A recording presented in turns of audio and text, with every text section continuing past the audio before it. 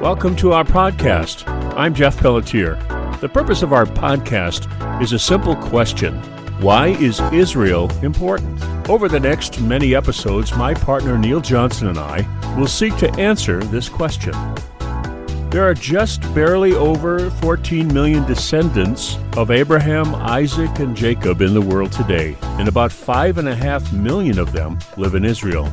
The rest are scattered across and among the nations. For the sake of our podcast, Israel is both a country and a people.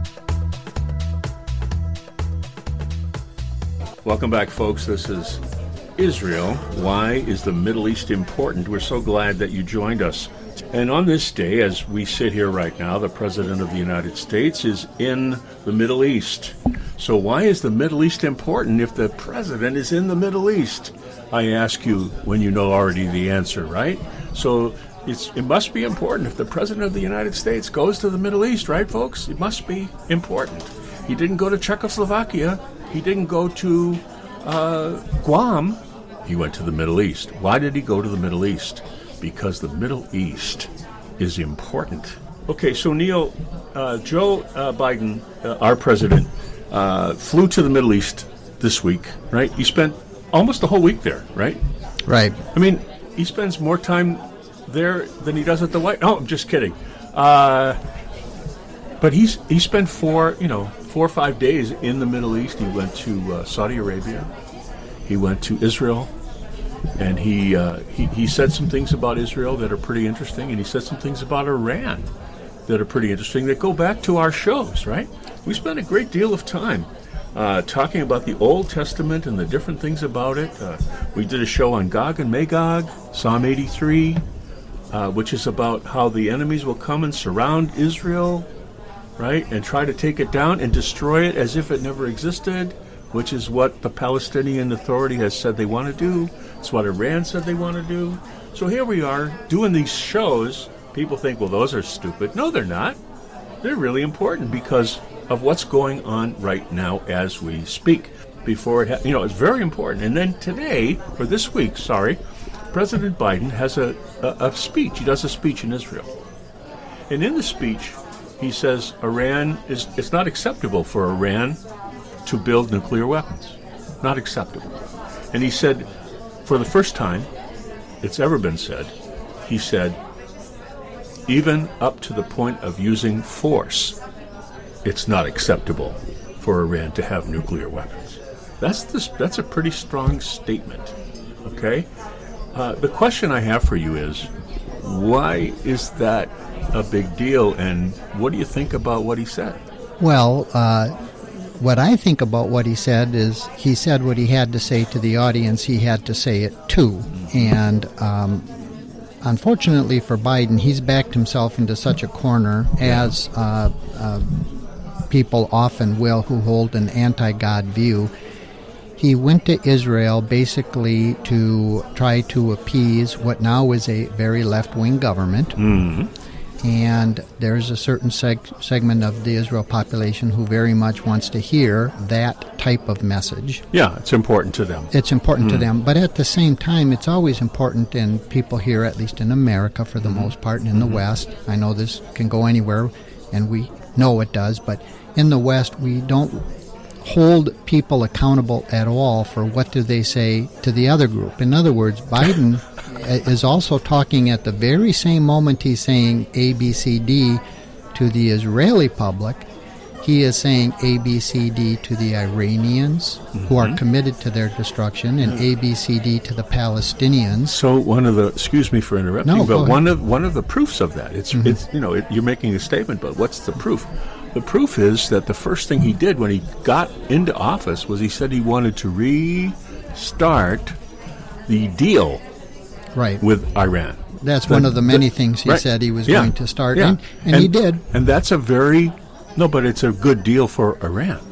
Well, it's a good deal for Iran, and for our purposes, Jeff, it goes back to what we've been talking about, the whole idea of he backed himself into a corner. He said he was going to do this, and he did. He's going to undo everything Trump did with all the Abraham Accords and the peace and the flights and synagogues now in Arab countries, all this unbelievable thing. Yeah. Biden says, I'm going to undo all of that. Undo it. But now he's in a corner, and he has to go to Israel basically with hat in hand. There you go. And somewhat do a double dance. How do I amend this? But yes. those of us who are listening who have a God sense, we read the documents comprising the Bible, and one of the things God tells Israel, who he calls them a people dwelling apart, meaning you're not like any other nation. And we're talking about Israel. We're talking about Israel. Yeah. Israel is a nation apart, right? Completely different. And he said, do not lean on Egypt. He told them, don't do that. Now, Egypt is also morphing into our day, the world system, the philosophy. The corrupted, broken, fallen world system. The promises of world leaders. And God said, don't lean on them. But they did. The counterfeit world. And that's what you have today with President Biden telling one part of his audience, from a teleprompter or not, God knows, right? Who knows, right? Yeah, I say that facetiously, but at Yad Vashem, what that audience needed to hear, just enough. It's not about, folks, it's not about whether you're Democrat or Republican. It's about being honest. It's about meaning what you say and saying what you mean. And if you're speaking out of the left side of your mouth, talking to Iran, saying, we're going to do that deal, you know that deal that lets you ultimately build a nuclear weapon? We're going to do that deal. That's the deal we're going to do. We're going to go back to that, and we're going to redo that deal. So eventually, down the road, you'll have a nuclear weapon. But then we're also going to go to Israel and say, you're never going to have a nuclear weapon, and we're going to destroy you if you try to make a nuclear weapon. But we're still going to do the deal that allows you to have one eventually. So that's speaking out of both sides of your mouth, right, at the same exact time, and that's your point.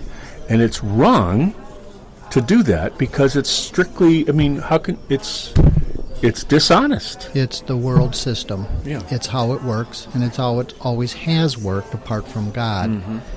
And we see that throughout Scripture, and we're warned not to do that as believers because you will wind up in the same position ultimately where Biden is. He has to say one thing to this group and something entirely different, and not just saying, but actions. His actions, as they say, speak louder than words to the other group. Yeah. And one of the things about the previous president, Donald Trump, that I admired is I may not have agreed with him every time, but he said the same thing every time. He never wavered. He never talked out of both sides of his mouth.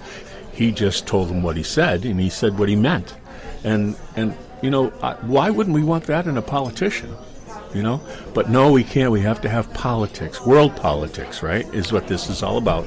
World politics and how we're perceived by people. We want to say the right things so they perceive us well. It's politically correct. It's morally correct. Put quotations around correct. It's terrible. It's wrong, and it's bad, and I don't support it as a Christian.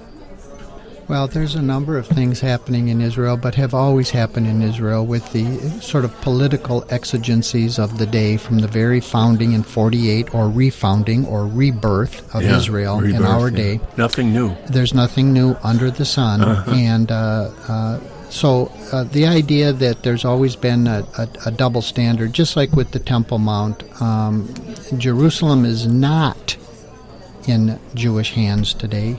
I repeat, that is not, because short of being in total control of the Temple Mount, which today the status quo has given that to what's called the Muslim Waqf, they have basically final authority almost, although that's even changing a bit today, going back to the 67 war over the Temple Mount. Well, unless that sovereignty is completely in Jewish hands, you can't read any of the sort of finality of the prophetic verses of Jerusalem being Jewish, because while Jerusalem, the city, is the very heart, the very epicenter, the Temple Mount is basically, at a minimum, a two-state solution at best. In other words, you have the Muslim Waqf controlling the Temple Mount, and you have Jewish sovereignty over the city, supposedly. But you're right, Jeff, always making these sort of divergent excuses for whether it's the Bedouins claiming land or Muslims setting up a independent state on their own, and Biden supporting it and saying, I'm going to go there and I don't want any Jewish Israeli officials accompanying me. So all these things are disparate, and they're all being shaken, and they'll all come together. But that's what we're facing today, and that's why you, as reading the Bible and seeing world events, interpret it one way, where somebody who completely does not read the Scriptures, does not care about them, has a different sense of what is a correct order to see happen, what is fair. Amazing. So, folks, it's just interesting, and we're pointing it out because it's worth revisiting our existing episodes all the way back to number 1 and 2 and 3 and all those. We walk you through how it came to be. We walk you through what Noah did and who he was, and we walk you through Abraham and Moses and Jesus and how it's all connected. It's all connected. It begins, the book does.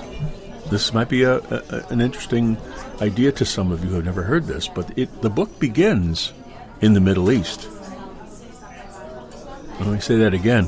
The Bible, the book, begins in the Middle East, between the Tigris and the Euphrates River and one other river that I forget the name of it, but that's in the Middle East. That's where the Garden of Eden was, in the Middle East.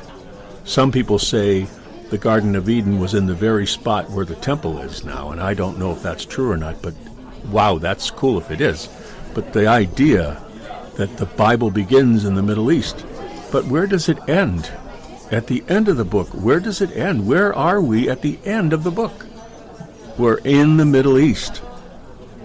New Jerusalem. Jerusalem comes down in the very spot. And Jesus comes back to the Mount of Olives in Israel. Okay? The temple is a new temple, a new Jerusalem comes down with all amazing attributes you can read about in Revelation. I don't want to go into it here because this isn't about Revelation. My point is that it ends or restarts even again over in the Middle East. So if you can connect the first dot way back in Genesis, and if you can connect that to the last dot in Revelation, you understand the whole thing. Because if you travel between those two dots, you're going to understand why the Middle East is important and why Israel is important.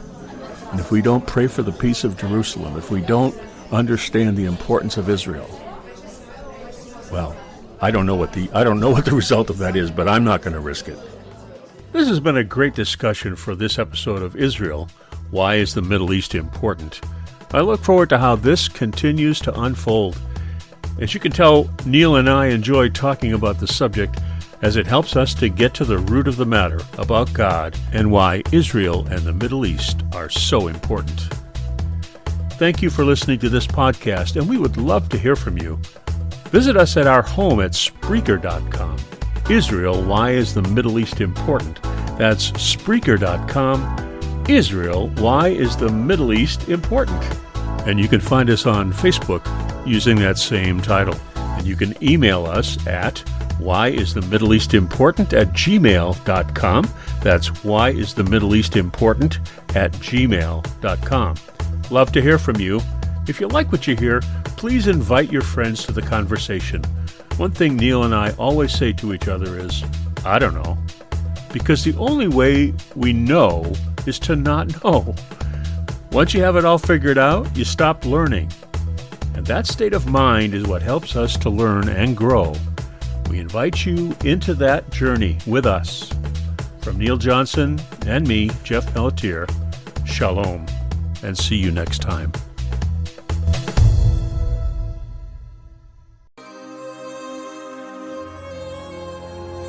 יברכך אדוני וישמרך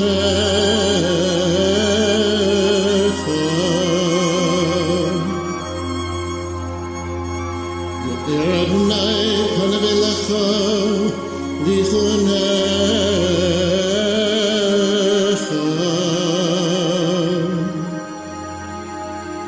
שא אדוני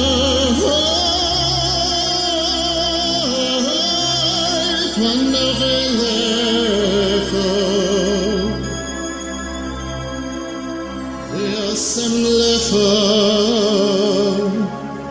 Shalom.